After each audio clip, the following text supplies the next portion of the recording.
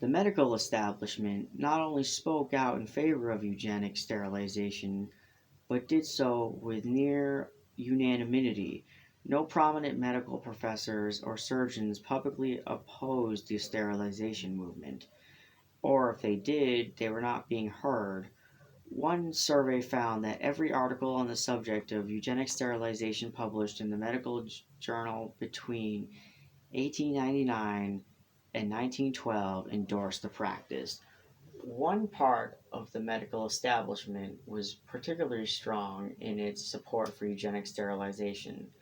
Doctors in state institutions for the feeble minded, the leaders and medical staff of these institutions, which had been founded with therapeutic care in mind, were rapidly joining the eugenic movement and coming to see sterilization as the most practical method of achieving its goals.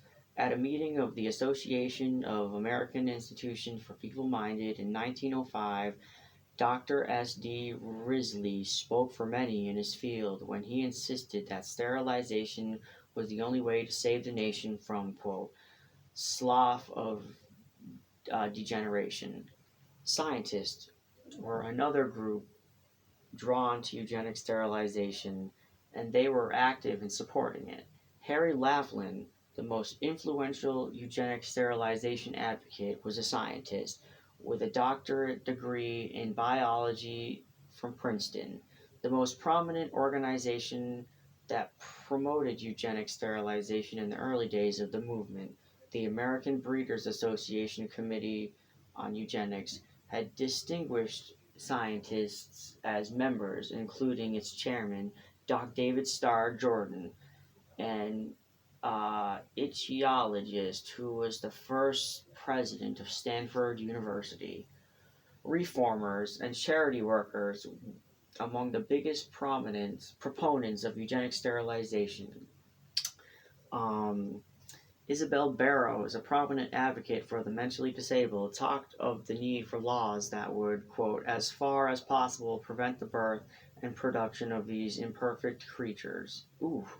Joseph Shaw Lowell, who helped found New York Custodial Asylum for Feeble-Minded Women in 1878, was even more blunt. Quote, promiscuous and criminalistic women carried, quote, a deadly poison, she warned.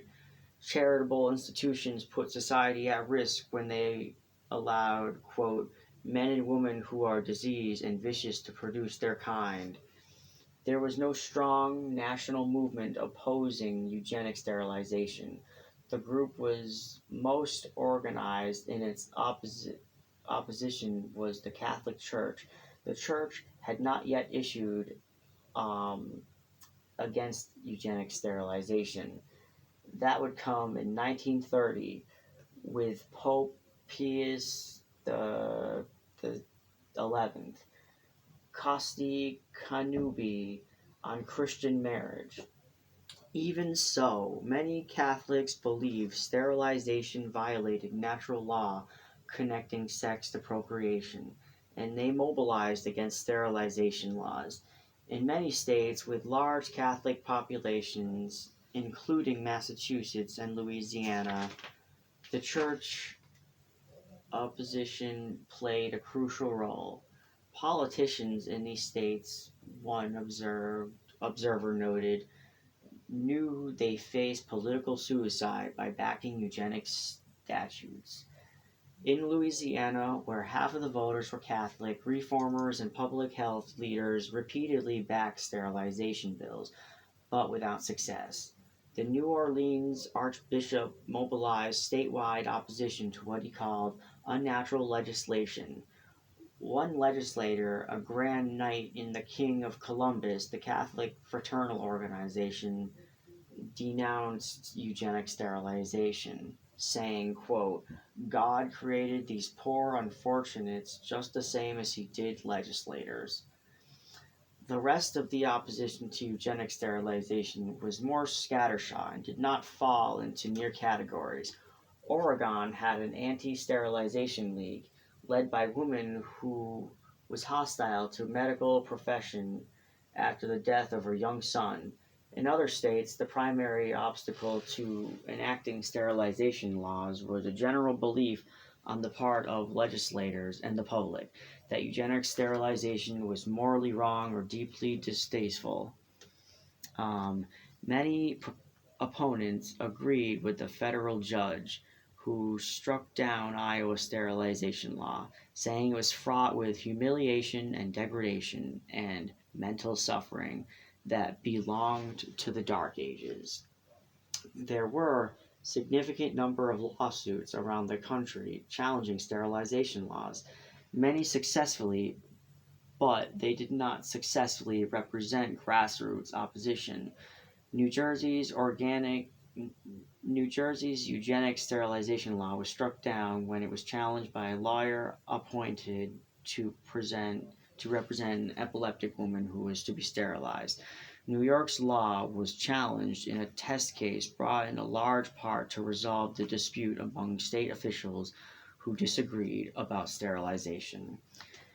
Even with influential forces in favor of eugenic sterilization and relatively little organized opposition, state legislators did not rush to enact legislation, at least not right away. In 1897, the Michigan legislature considered a bill introducing under the name, quote, an act for the prevention of idiocy.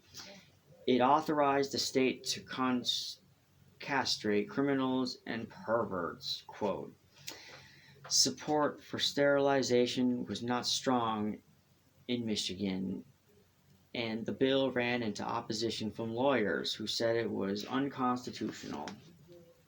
The legislature declined to pass it, and it would be another 16 years before Michigan adopted a eugenic sterilization law.